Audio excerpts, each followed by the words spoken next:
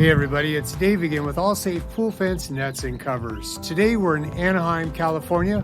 We're installing a pool fence into a deck, and this is a little unique. We have to make this a permanent install. Let's go check it out.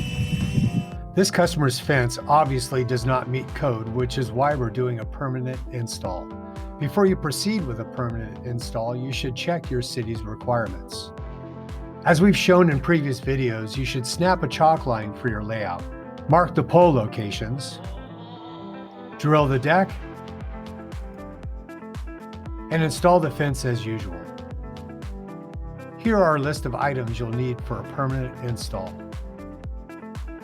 With a 1/4 inch bit, start the hole straight and then drill through at a 45-degree angle. You will drill through the front and back of the pole, but stop before you hit the cement on the other side of it. Then switch to a 5/32 masonry bit and then drill into the cement.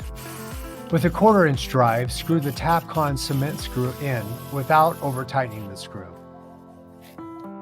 Now you will not drill the gate truss, but drill the pole going into the flange just above the flange level. This will keep the gate truss and pole locked into place.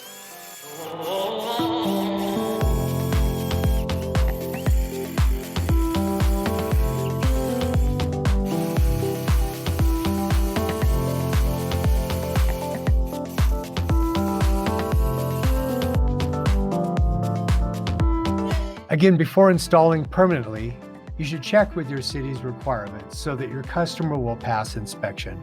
Thank you for joining us today. We'll see you next time.